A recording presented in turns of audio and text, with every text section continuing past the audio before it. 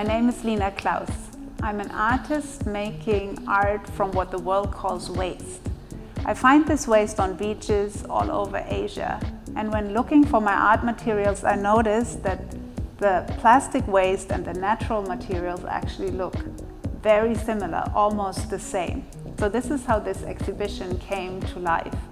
And now it's exhibited here in the Maritime Museum. And I want people to really think about where their waste comes from and where it goes.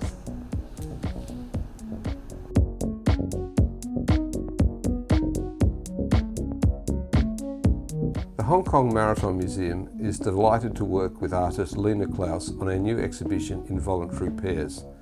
This is a new initiative to promote a greater understanding of the impact of marine pollution on the Pearl River Delta.